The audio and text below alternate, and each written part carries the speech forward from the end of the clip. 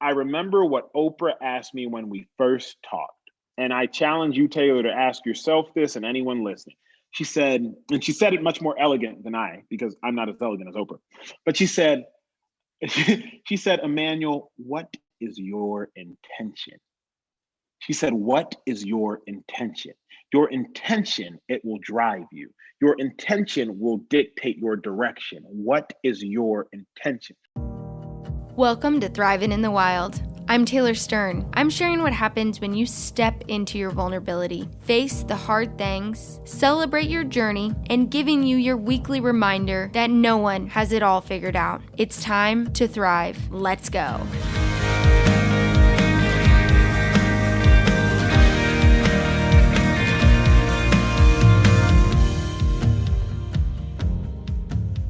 Before he was Emmanuel Acho, the host of Uncomfortable Conversations with a Black Man, an author, and Oprah's newest colleague, he was actually my new co-host on the show Cover 4.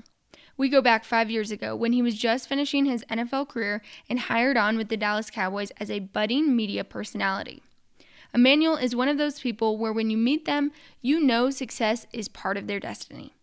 Join us as he humbly shares stories of when his life wasn't close to being this viral sensation and how he's learned to thrive in the wild now that it is. Okay, Emmanuel, look at us being professional and having a professional conversation. Can I call you Emmanuel? It's always good. Manny E. Superstar. See now, T, I really go by E and Emmanuel, but you've been grandfathered in to Manny. So unfortunately, like those who have been grandfathered in, I can't revoke my name privileges of Manny. So be it, Taylor. So be it. When did that change? Because I've known you for 5-6 years now, and you were Manny. So the person who introduced you to me, Kelly, calls me Manny. In high school, I was Manny because my high schoolers, for whatever reason, they called me Manny. I left high school, I go to Texas, and I changed my name to E. I'm like, no more of this Manny nonsense. So the only people that call me Manny are high school friends or people who met me via high school friends. Everybody else I check aggressively, like, nah, it's Emmanuel. But so be it. I've heard you say that because I'll introduce you as Manny, and you'll be like, oh, you can actually call me Emmanuel.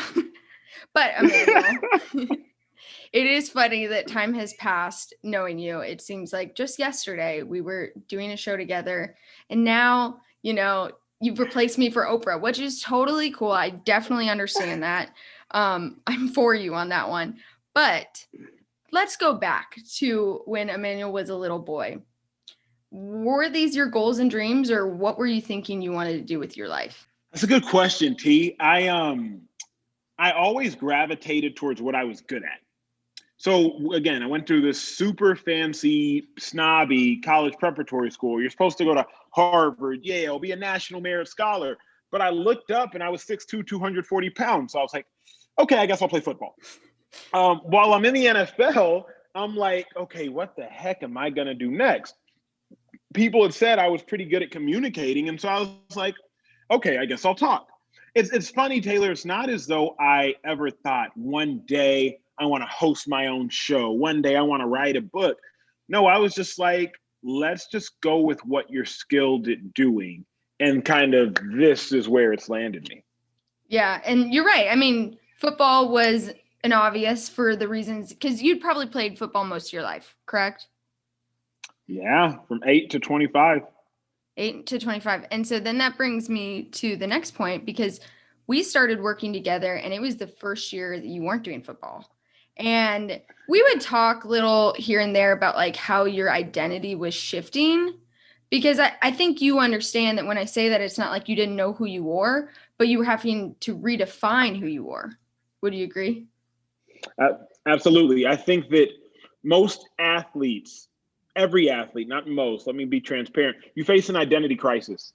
When you leave the NFL, the NBA, whatever your professional sport is, when you leave any job, I'm not going to downplay other professions, you got to figure out who the heck you are and what the heck you're doing. And I don't think I've told this story before. I think I've told you off the record, but I had left the NFL 2015. 2016, I was going to transition into media. You had been a blessing, reached out to me about a show for the Cowboys. Longhorn Network had reached out to me to do a show. And I said, Taylor, I would go back and play football for one of three teams: the Dallas Cowboys, because I'm from Dallas, the Philadelphia Eagles, because I played in Philly, and the Chicago Bears. My brother was there at the time. In August, Taylor, I get a call from the Cowboys, and they're like, hey, Emmanuel, we want to bring you into camp. And you might remember this. You and I weren't close at the time. I saw you there, though. Yes.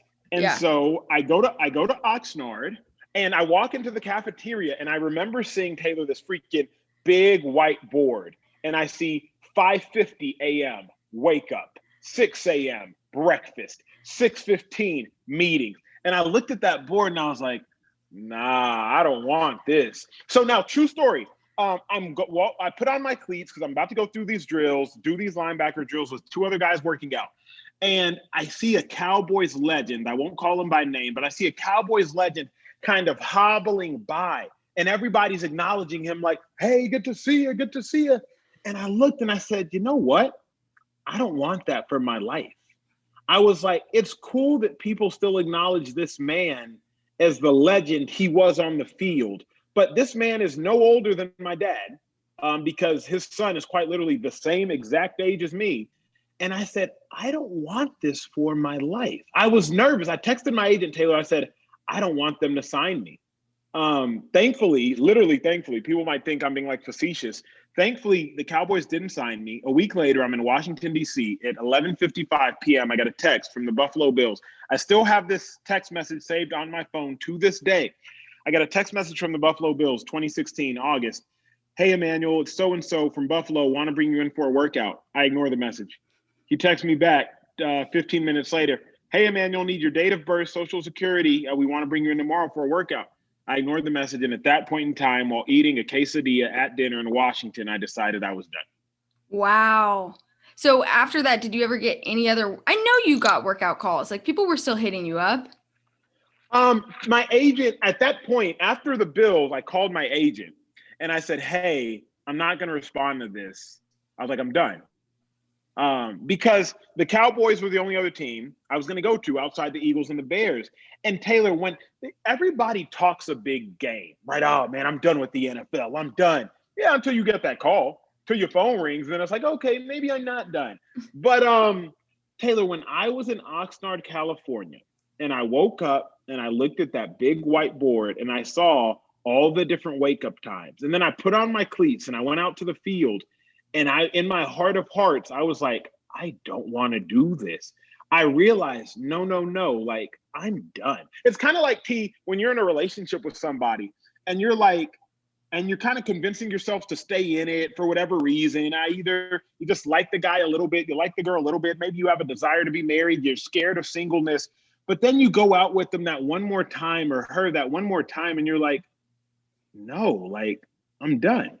That was my reckoning. Okay, so now, because that man is, your father's age. When you're your father's age, what do you want people to say to you? When people are running up to you, what are they saying to you?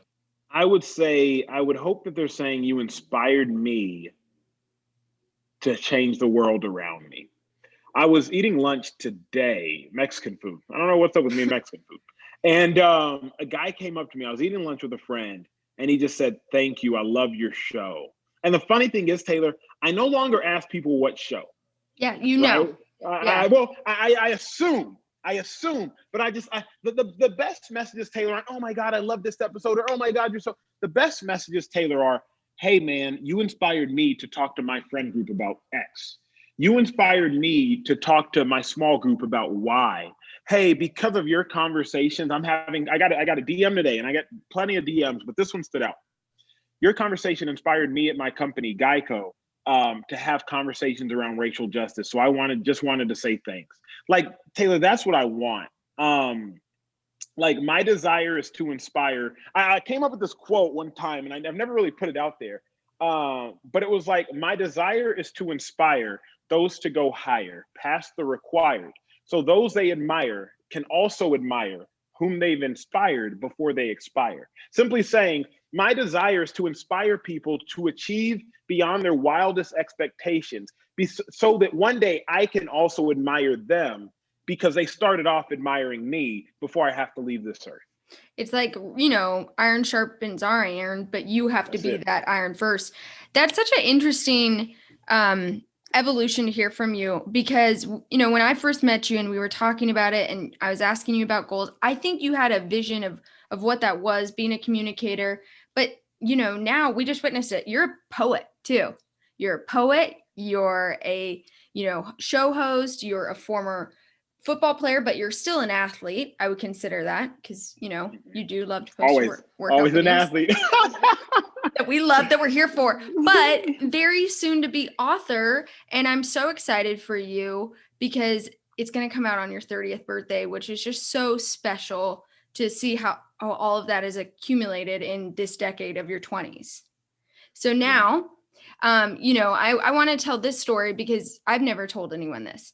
When I got the Forbes 30 under 30 call, you were one of the first people I texted, obviously because you had inspired me to kind of reach for that goal and get there. And then you'd always supported me when I had talked to you about it.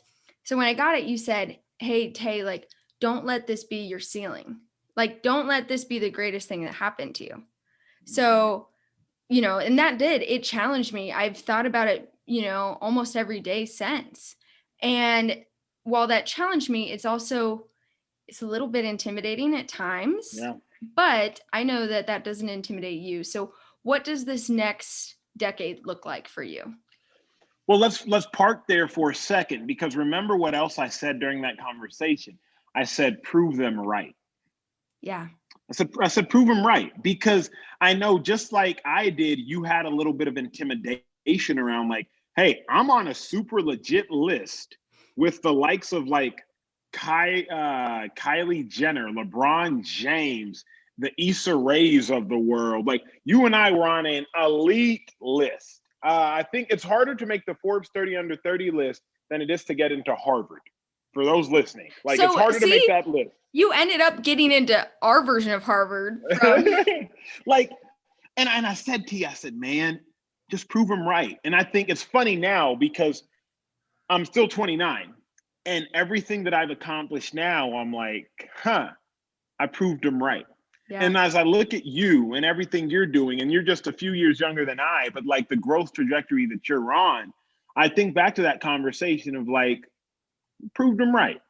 Like, don't let that be, that was a cool, bucket list check mark item, but it was just like, that I'm going to use as a trampoline to propel me forward. I'm not going to use that as a ceiling to limit my achievement. The next decade, T,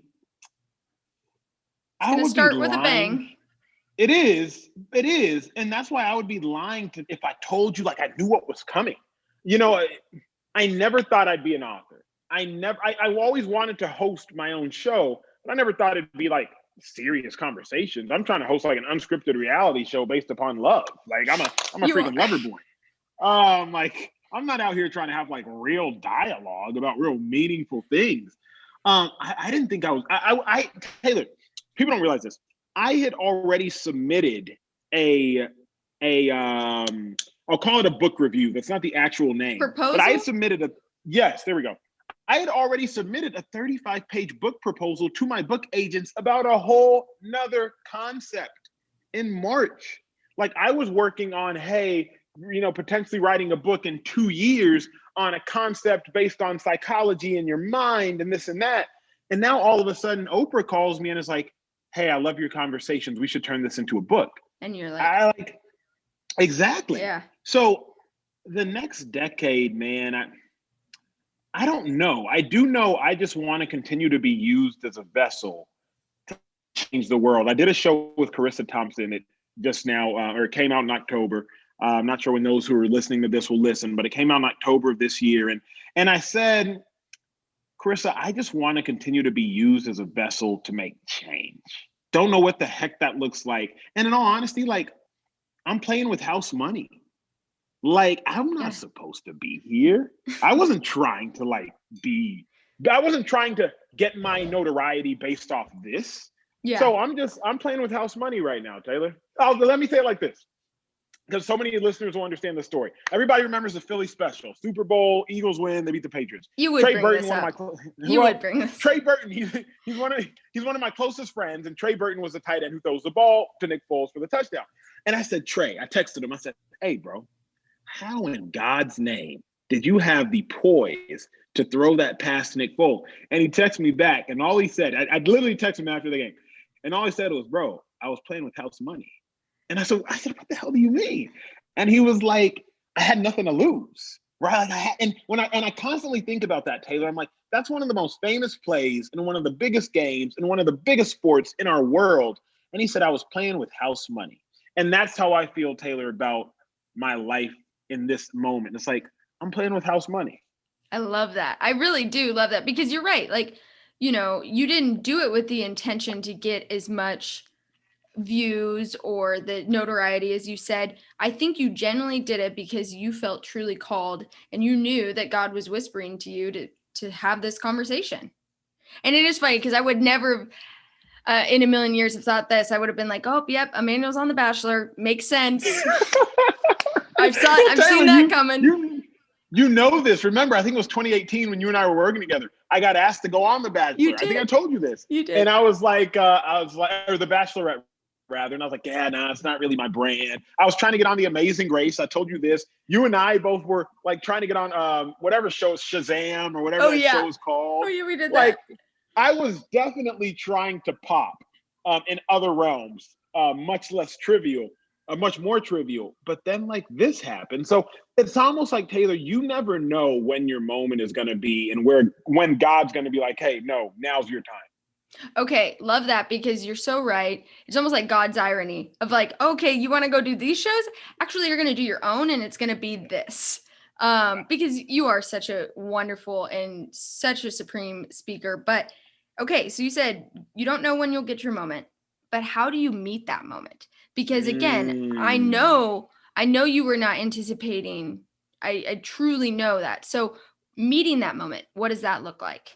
It's a great question. I said something yesterday that not a lot of people heard. I didn't really say it to the masses. So let me say this probably for the first time for those listening. I've gotten called by 3 no caller ID numbers in my life, in the last year at least. The first one was Matthew McConaughey. He calls me after the first episode of Uncomfortable Conversations. He says, Acho, McConaughey speaking. I want to have a conversation with you. I said, sure. The second no caller ID number was from Oprah Winfrey. She said, hey, Emmanuel, I just saw your episode. I love what you do. I'd love to sit down with you. The third caller ID number was from the commissioner of the National Football League, Roger Goodell. Said, Emmanuel, I love your show. I'd love to sit down with you. I say that, Taylor, because your calling will call you. Make sure you pick up. Wow. Your calling will call you. Make sure you pick up. There's a difference between your career and your calling.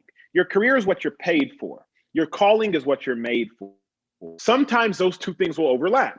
Right in my life, those two things are starting to overlap. I haven't been paid to have an uncomfortable conversation. I'm paid as a sports analyst. I was paid to do football. But sometimes those two things can overlap. But you got to realize, T, and this is what I realized, man, your calling is going to call you. But the question is, will you answer it? And you and I talked at length about the conversations before doing them. I remember I talked to Rachel Lindsay from The Bachelorette, and I said, hey, Rachel, I'm scared to do this. I texted her. I said, I'm scared to do this. I know it'll be worth it. I just don't know if it's possible. I didn't really I was scared. Mm-hmm. And my calling, though, it called me. And I looked at it, Taylor, you know when somebody calls you and you don't want to pick up and you're looking at your phone and you're like, and you just finally say, screw it, I'm going to answer. All those listening, I just encourage them, like, your calling is going to call you eventually. Just make sure you pick it up. Yeah, absolutely. I mean, and you did that. And you've answered it and you've taken it to where it is now. How do you handle the pressure of what's next? You get a video and it hits the viral peak of all viral peaks. I mean, that is has to be one of the most watched videos of 2020. And there's a certain pressure that I know might come to some people. I felt it when I was with the Cowboys, where it's like, oh, you hit like a really big content piece, what's next? It's like you're automatically like, what's next? What's next? What's next? And it's unfortunate because it's like, yeah, you should just be enjoying the moment. But I think human nature is like, okay, give me a new finish line. Taylor, I've recently realized why people are one-hit wonders. You know, we use that colloquial phrase talking about artists who come up with one fire song, Soldier Boy. Crank that Soldier Boy. Like, we never really heard from Soldier Boy again. Like, miss Boy, him. what happened to Where you at? I get it now. I was sitting down with the founder of a large agency out here in California, and he is the agent for a man that started the show The Sopranos. He was also the agent for Dick Wolf. Dick Wolf did all the Law and Orders, and he was telling me about sometimes people get thrust into a moment and it's too big for them, and so they cower when it happens because they don't know how to follow it up. And Taylor, this is probably one of the best questions you've asked, because it is scary, especially when you know this better than I do because you're the content. When you look at views and you're like, uh-oh, this one's not doing as well. Uh-oh, this one's not doing as well. What's going on? But I realized, T, for me, it's just about affecting 1, 10, 100 lives. Sure, my first video has 30 million views now. I doubt another video I put out is going to get 30 million views. But it's not about that anymore. Now it's about who are the 30 views? And are those 30 views spreading to 30 views? For me, Taylor, I have to constantly check myself. What am I doing it for? Within 2 months, I shot up from 40,000 followers to 735,000 followers on Instagram. And then within the last 5 weeks, I haven't posted content. So I've lost about 7,000 followers. And I'm like, oh my God, I'm losing followers. What am I doing? But I'm like, Acho, you never did this for the followers. And so how do I not fold under the pressure? I remember what Oprah asked me when we first talked. And I challenge you, Taylor, to ask yourself this and anyone listening. She said, and she said it much more elegant than I, because I'm not as elegant as Oprah. She's Oprah. But she said, Emmanuel, what is your intention? She said, what is your intention? Your intention, it will drive you. Your intention will dictate your direction. What is your intention? T, my intention was never to go viral. My intention was never, that was not my, sure, someone asked, hey, do you want to go viral? Of course I'd be like, yeah, who wouldn't? But my intention wasn't that. My intention wasn't to gain Instagram followers or Twitter followers or YouTube subscribers. My intention was to bridge the gap. So that's how you don't fold under the pressure. Stick to your intention, and whatever you're doing and whatever you're creating and whomever you are and whatever you're being, stick to your intention. So good. I mean, you're killing it. I'm so proud of you. Lastly, I got to ask you though, when do you feel like you're thriving right now? Like, when do you get in a moment and you feel like this is what you're supposed to be doing? I love this question because you know sports, and I use sports analogies, and your listeners will know sports as well to a degree. I got my master's in sports psychology, and in sports psychology, I had to learn this concept of peak performance. You know when they say a basketball player's in the zone, or a quarterback throws 25 straight completions and he's in the zone? Peak performance, Taylor, is when the difficulty of an action is met by your maximum potential. If a high jumper, if his max high jump height is 7'2", and the bar is at 7'1" and 3/4, peak performance. Because the biggest challenge is met by his peak potential. So how do I know that I'm thriving? How do you know? Because right now I'm in the zone. What do I mean? The maximum difficulty America is facing, that I personally have faced, is there is a major gap between Black people, white people, systemic injustice, oppression, racism, police brutality. There's a gap there. That is difficult. That is a hard task to tackle. Okay, Emmanuel, you're an orator, you're a speaker, you were skilled in communicating. So that is your gift, and this is the challenge. The challenge is very, very high, Emmanuel. Can you meet the challenge? And because I have, figuratively speaking, met that challenge, I've jumped over that bar. That is how I've been in peak performance. And that is how I know I'm thriving. Because it is the maximum level of difficulty has been met by my maximum skill set. I'm so grateful for you. Thank you for having a smaller conversation with me. I don't know what we'll call this. This is a friend conversation because you're still Emmanuel. I know you went from the 40 to 700, but I was there when you were just, I don't know what you were at when we first started. Probably at 10, T. Probably at 10. Like 10. Yeah, ESPN boosted you. I mean, all the things. But now your book's out and everybody can get it where? Amazon, of course. Yes. So go to uncomfortableconvos.com. Okay. To pre-order Uncomfortable Conversations with the Black Man, the book, uncomfortableconvos.com. That way you can order it from wherever you feel. It doesn't have to be Amazon. It can be Barnes & Noble, can be Target, wherever you want.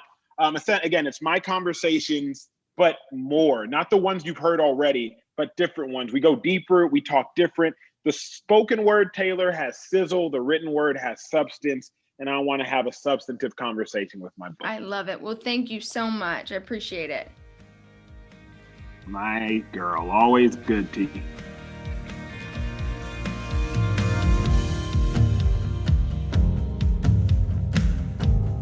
Hey, are you loving this show? Well, I'd love to hear from you.